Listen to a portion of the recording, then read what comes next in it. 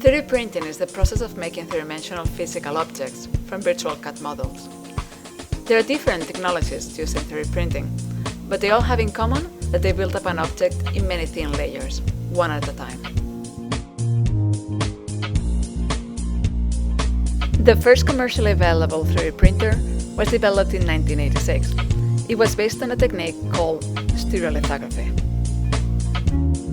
Stereolithographic printers contain a perforated platform just below the surface of a vat of liquid photocurable polymer resin.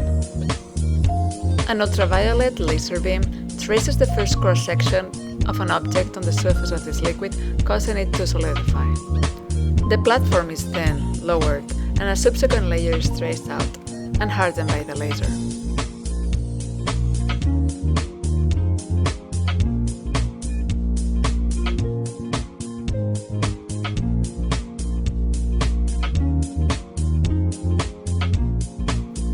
This process is repeated layer by layer until the object is completely printed.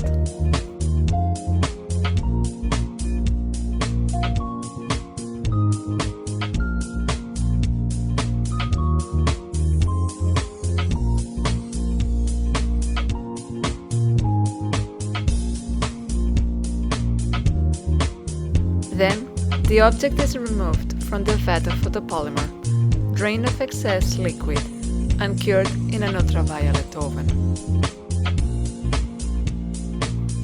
The finished piece is made out of a hard epoxy resin that shows a high resolution and a smooth surface. These resin pieces cannot be directly casted in metal, but they can be used as masters for mold making, or they can be used by themselves to make finished pieces of jewelry.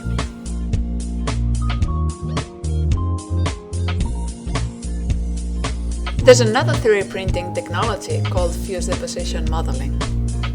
Here, a semi-liquid material, usually a hot thermoplastic, is extruded from a temperature-controlled nozzle.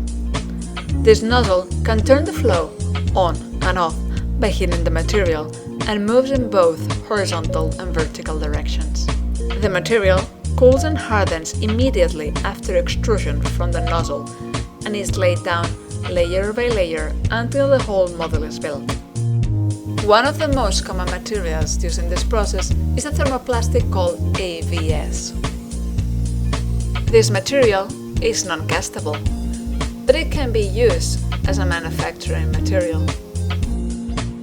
Fused deposition modeling can also produce pieces in wax, which can later be used in the lost wax casting process.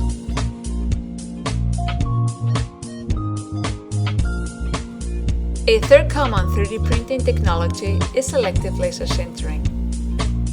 The process starts by laying down a thin layer of powder material. Then, a laser beam moves across the surface, drawing a cross-section of the model and selectively fusing the powder in that area. The work surface is lowered, a new layer of powder is added, and then the laser fuses the next layer of the model.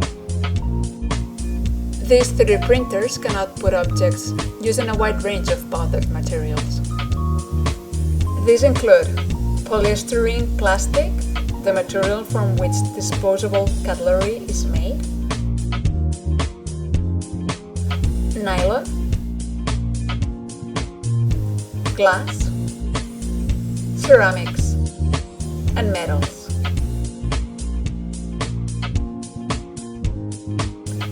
When selective laser sintering is used to produce metal objects, the process is also called direct metal laser sintering.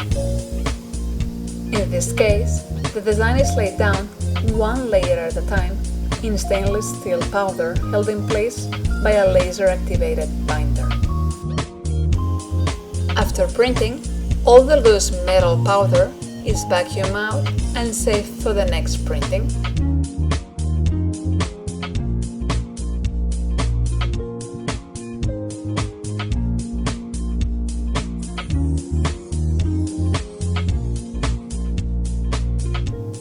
The pieces are placed in a graphite crucible surrounded by brass powder and a support media.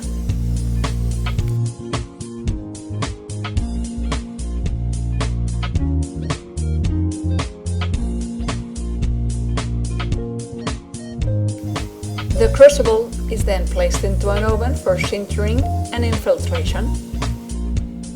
During sintering, the binder is burnt off and the steel particles are bonded together.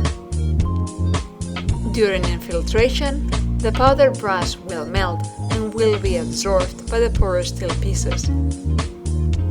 The benefit of printing a piece directly in metal is that we can simplify the production process, as there is no need for mold making nor casting.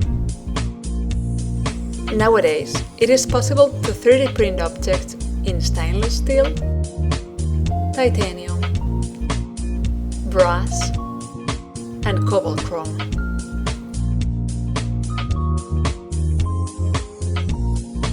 "3D printers are expensive and large. For most jewelers with a small production volume, it makes no sense to have their own 3D printer.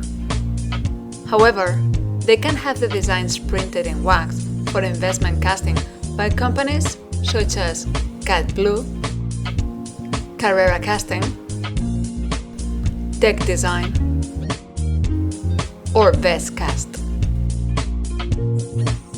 It is also possible to print pieces in a wide range of materials from Sculpteo, iMaterialize, Shapeways, or 3D Prop Arts. 3D printing is causing a revolution in the way we manufacture things, including jewelry. This technology has shown many advantages in terms of speed, cost of labor, waste of materials, and accuracy.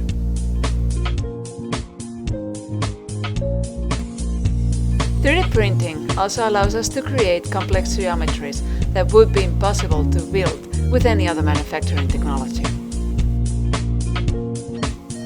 Someday in the future, we will see 3D printing technology grow more and more sophisticated and more affordable. At that point, each of us will be able to use this technology to make our own jewelry pieces and to express ourselves in a whole new way. Without any doubt, 3D printing technology promises jewelry designers and manufacturers a very interesting future.